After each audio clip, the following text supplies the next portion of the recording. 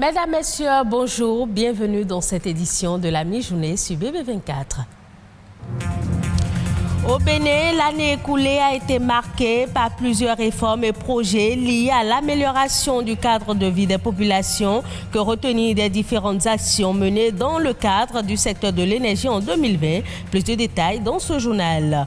On parle dans cette édition de l'abattage des cocotiers qui est interdit en République du Bénin. Qu'est-ce qui explique cet état de choses et qui crée d'énormes conséquences sur l'environnement? Élément de réponse dans un instant. Reprise des tours de garde dans les pharmacies. La mesure est effective depuis quelques semaines. À Cotonou et Calavi, les officiers suivent à la lettre cette décision de l'Ordre national des pharmaciens.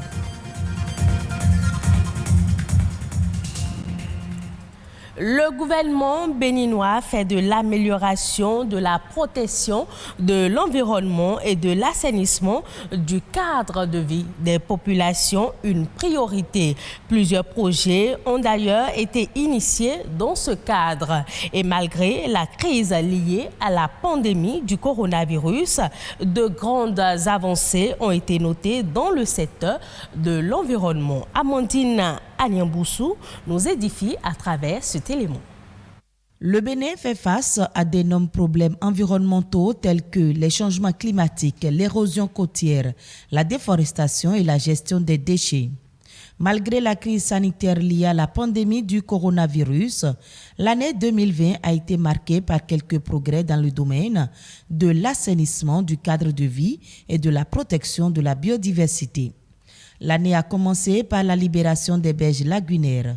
Selon les autorités, cette activité s'impose pour un environnement sain dans le but de créer un cadre de vie digne de ce nom. Et donc, ces berges seront aménagées en espaces de plaisance. Nous aurons une voie lagunaire qui va passer avec des espaces de détente, de débarcadères sur l'eau pour le sport nautique et les agréments, des espaces sportifs au bord de l'eau, des espaces commerciaux d'une certaine modernité au bord de l'eau, de façon à valoriser définitivement cet espace central que nous avons. En 2020, le gouvernement a réussi à vaincre un tant soit peu l'insalubrité dans le Grand Nokoué, notamment dans la capitale économique, à travers la mise en place d'un système moderne de gestion des déchets. Le projet de gestion des ordures dans le Grand Nokoué est mis en œuvre par la Société de gestion des déchets et de salubrité dans le Grand Nokoué. Désormais, les véhicules de collecte passent dans les rues pour la collecte des déchets et le service de collecte est offert à tous les ménages de sorte qu'il n'est plus besoin de souscrire à un abonnement. Le service est accessible à tous dans les communes concernées, à savoir Cotonou, Ouida, Semekpoji, Porto Novo et Abomey-Calavi. Ce qui se passe dans le Grand Nokoué va se déployer de façon générale sur toute l'étendue du territoire national. Autour de ce projet, nous avons mobilisé 69 PME. Le gouvernement béninois s'est également engagé à protéger les ressources naturelles et les aires protégées du pays. Il a signé un partenariat avec African Parks pour la gestion du parc national du W, qui fait partie du complexe W Arli Pendjari, site du patrimoine mondial. Des pistes ont été réhabilitées et réouvertes. Un aérodrome a été construit. L'entrée de Alpha Quara a été transformée en base. Déjà, nous avons obtenu, sélectionné et formé une première promotion de 34 rangers. Le défi en 2021 reste la pérennisation de tous ces acquis. Un autre défi pour le gouvernement est de rendre effective la lutte contre les sachets plastiques. La répression se fait toujours désirer. En dépit de la loi, les sachets plastiques non biodégradables circulent sur le marché au vu et au su de tout le monde. Les perturbations mondiales provoquées par la pandémie de Covid-19 ont eu de nombreux impacts sur l'environnement et le climat. L'un des premiers effets du confinement à l'échelle mondiale a été l'amélioration de la qualité de l'air. Une étude publiée dans Nature Climate Change avance que la pandémie aurait entraîné une baisse de 9% des émissions de CO2.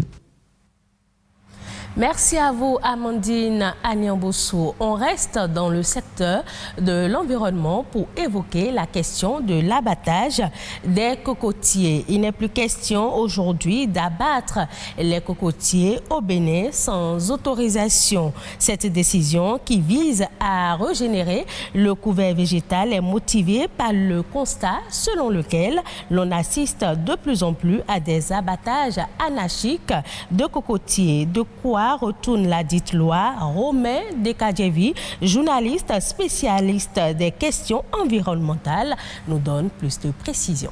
Il y a plusieurs lois qui protègent les cocotiers étant déjà des espèces végétales et donc classées, disons, au rang des espèces protégées par la convention de l'IUCN, une convention que le Bénin a ratifiée. Quand on prend aussi la convention sur la diversité biologique, le Bénin a ratifié cette convention-là. Il y a aussi la récente décision issue du Conseil des ministres du 12 décembre 2018, à l'issue de laquelle le gouvernement a interdit, bien entendu, la coupure anarchique quand même de ce type d'espèces sur toute l'étendue du territoire national. Donc l'un dans l'autre, on peut dire que le Bénin ne manque quand même pas d'arsenal juridique pour traiter quand même de la réglementation ou de la régulation et de la gestion des coconucifera qu'on appelle couramment les cocotiers.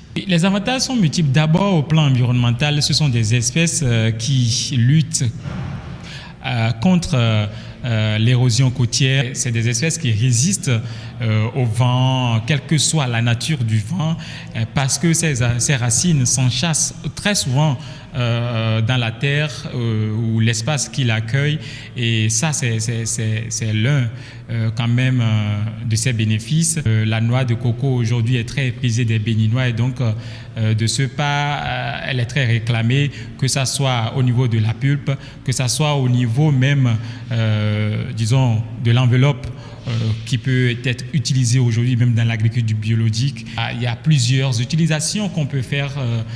Aucun objet du cocotier n'est jeté et donc c'est une plante qui est fortement recommandée et son besoin est vraiment exprimé dans le rang des populations. Toutes les pharmacies exerçant sur le territoire béninois ont repris depuis plusieurs semaines les tours de garde. Une rotation qui se fait toutes les 4 semaines par pharmacie.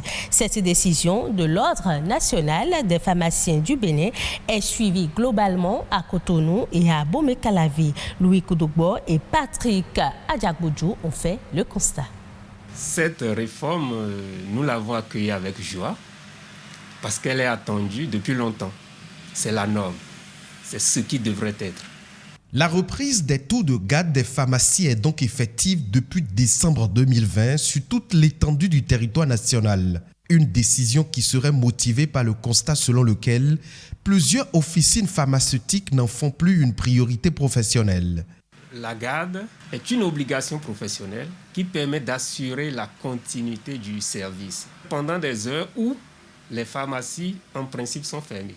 Si je suis de garde, je suis ouvert 24 heures sur 24, 7 jours sur 7 pendant la semaine de garde. Mais maintenant, ces pharmacies, si elles ne sont pas de garde, elles sont obligées de fermer. Une décision qui n'est pas sans conséquences. Du coup, des difficultés d'accès aux médicaments à des heures tardives de la nuit, du fait de la fermeture des pharmacies à partir de 22 heures, en passant par la non-proximité des pharmacies de garde, sont autant de choses sur lesquelles les avis des populations divergent. Précisément, moi, ça ne m'avantage pas. La fois passée, j'ai quitté la maison parce que ma fille était malade. Pour trouver un produit, j'ai fait 17 km avant de trouver ce qu'il faut pour l'amener. Et sur le jour, là, il n'y avait pas de carburant. C'était inscrit sur une plaque qu'il fallait aller à telle pharmacie qui était un peu plus loin de chez moi. Je n'étais pas informée, donc j'ai dû faire le tour la nuit en plus. Donc. Fermer les pharmacies à 22 heures, ça serait vraiment difficile. Ils n'ont qu'à laisser comme ça a été. Là, c'est mieux. Nous souhaitons que les médicaments soient disponibles dans les pharmacies de garde. Les pharmaciens rassurent et promettent de couvrir toutes les demandes des populations en médicaments. Par ailleurs, Ces derniers rappellent que la distribution des médicaments n'est pas le monopole d'une seule pharmacie. Il n'est pas possible d'espérer avoir tous les produits au même endroit tout le temps. S'il y a 27 pharmacies de garde dans la ville de Cotonou, si une pharmacie n'a pas un produit, en allant dans la pharmacie d'à côté, vous pouvez trouver le produit. Tout citoyen peut donc avoir accès à toutes les pharmacies dans sa zone géographique de 8h à 22h et uniquement aux pharmacies de garde de 22h à 8h. L'ordre a fait confectionner par zone des listes des pharmacies qui sont de garde par semaine. Et devant chaque pharmacie, les clients peuvent lire la liste des pharmacies de garde et voir la pharmacie qui leur est la plus proche. Au point où déjà le client peut consulter et au besoin appeler pour se renseigner sur la disponibilité de son produit. On retient de la décision que 27 pharmacies sont de garde par semaine à Cotonou, 15 à Bomé-Calavi et 6 à Porto Novo. La carte pharmaceutique serait organisée, à en croire les pharmaciens, en vue de mettre de l'ordre dans l'exercice de la profession au Bénin. L'actualité au plan national, c'est également dans la nation. En bref, un condensé des faits importants ayant marqué le Bénin. Amandine Aliamboussou.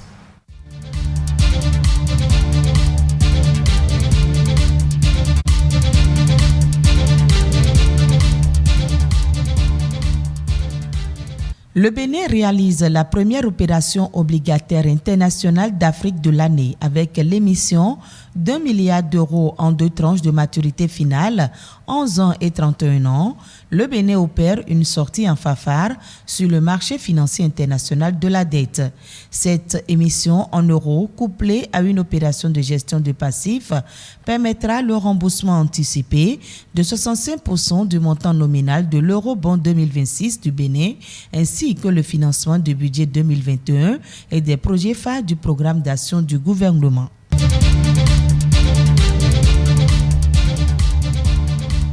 Le lac Aimé, débarrassé des engins prohibés de pêche il y a quelques jours, sera recolonisé en espèces halieutiques variées et de qualité.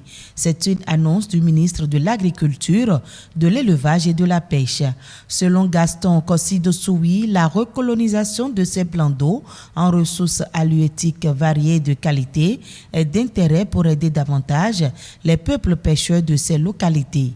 C'est une avancée sensible. Ce qui reste à faire, c'est de voir comment recoloniser de façon durable ces plans d'eau par des ressources halieutiques variées. C'est ce qui se fait dans les réserves biologiques bien sécurisées. Il s'agit d'une pratique endogène utilisée par les populations elles-mêmes pour le repeuplement des plans d'eau. Cette opération de réserve biologique dans l'eau d'une superficie de plus de 2 hectares dans ces zones vise à créer un dispositif de concentration de poissons où est désormais interdite toute activité de pêche, ce qui va permettre d'y concentrer les poissons et quand il y aura une surpopulation, ça va commencer par repeupler le plan d'eau.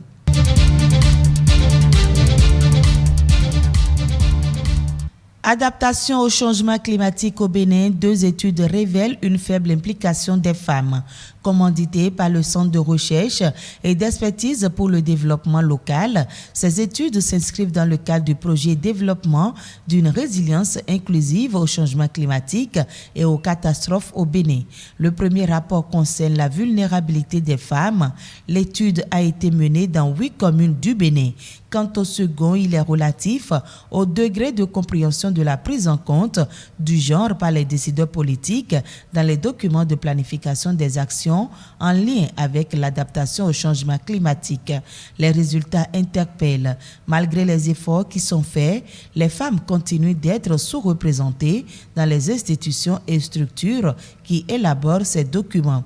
Il ressort des différentes analyses réalisées que le genre est pris en compte dans quelques projets et programmes d'adaptation, non pas pour mettre en application les tests, mais pour répondre aux exigences des partenaires. Si la femme est dès le départ dans l'équipe d'élaboration, elle sera sensible à certains aspects pour contribuer à renforcer sa propre réticence. Selon les experts, c'est une avancée dans la mise en œuvre du plan d'action genre et changement climatique du Bénin.